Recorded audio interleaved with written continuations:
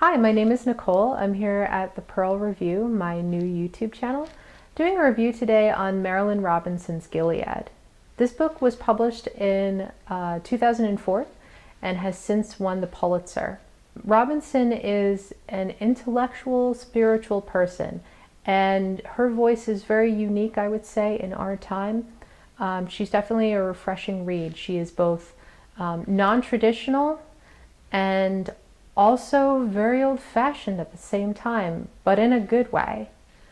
So this book is a long-form letter. The main character, Reverend John Ames, writes it. It's set in 1956 in a fictional town of Gilead, Iowa, painfully small town that Ames has never left. He's writing this letter to his son, who's 7 years old. And Ames, who is 76, has just learned that he is soon to die of a newly discovered heart condition that he has. So he's trying to impart wisdom on an older self of his son. And I think if I had heard the synopsis of this book, I would be a little bit hesitant to read it. I would think that maybe it sounded a little bit dry and sad, and a little bit too Christian. It is phenomenal. It is an interesting read. It's drenched in love and gratitude. I have never read a character that is more grateful than Reverend John Ames. He comes from a long line of preachers, and his father and his grandfather figure heavily in this book.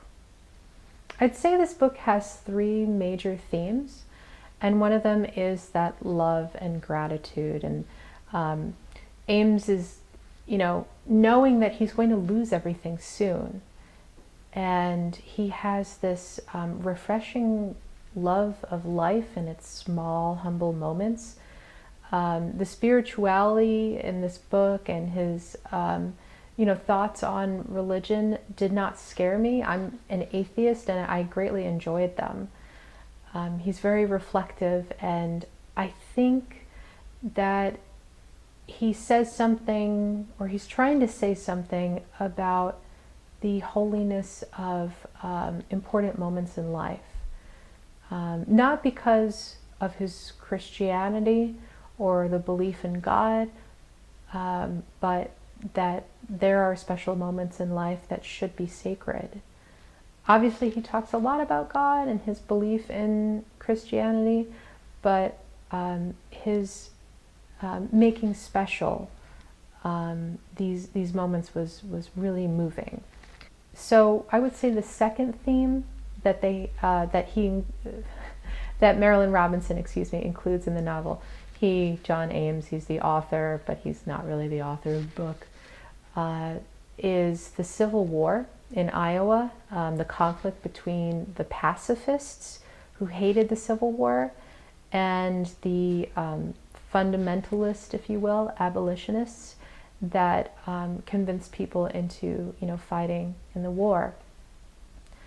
Actually, this is a conflict between Ames's grandfather, who's a staunch abolitionist, and his father, who winds up being a pacifist and resenting his, father for getting people into the Civil War.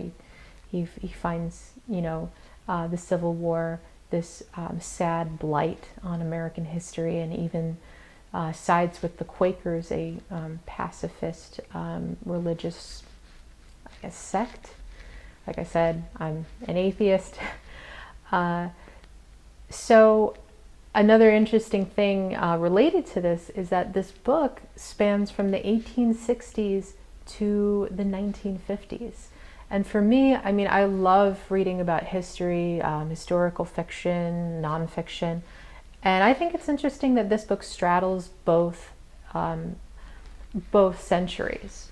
You have the end of the 19th and the first half of the 20th. So you have the repercussions of the Civil War, and also Ames's feelings about World War One. The third theme I would say in the book that maybe is most prominent is the theme of fatherhood. There's several iterations of fathers and sons. There's different characters with different relationships, and there's even at the center a symbolic relationship. And I found it very enjoyable that there was all these layers of, different situations. There's a heavy theme of like the prodigal son, which is the son that is returns, and he's forgiven by his father, but he doesn't really deserve to be forgiven. And that's kind of at the center of the book in this mystery. Like I said, this book is a long-form letter. So, I mean, it's kind of got an uphill battle in trying to make a plot. And the book manages to do so. There's this one last conflict that Ames has to resolve, and it's not really clear what it is. He doesn't want to tell his son yet, and it winds up culminating into this beautiful and interesting moment, that is the climax of the book. Everything is pieced together. This book is very unusual that it's a long-form letter. It's very reflective, it meanders, but it works so well. I would say if you are okay with non-traditional books that are highly thoughtful, I really recommend this book. I believe that Robinson is a very interesting voice. We live in a very cynical, sarcastic age, an ironic age, and she, intellectually meanders through her ideas about religion through this character, and I'm sure some of the ideas are Ames's own, of course.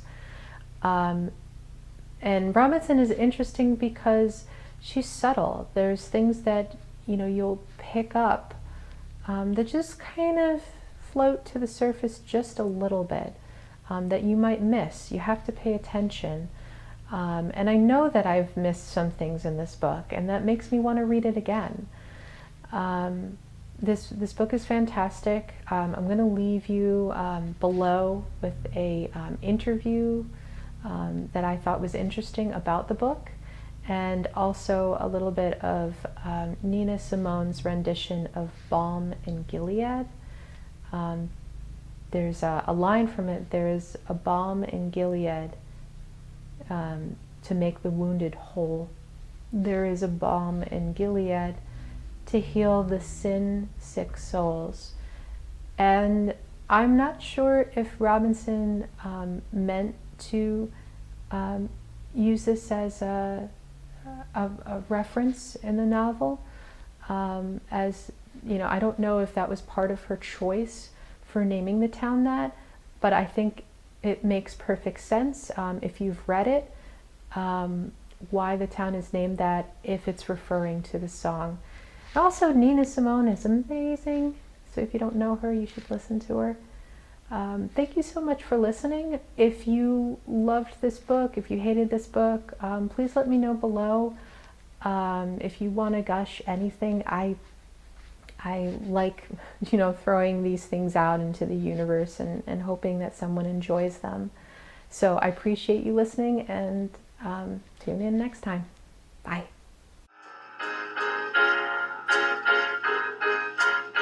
There is a balm in Gilead to make the wounded whole. There is a balm in Gilead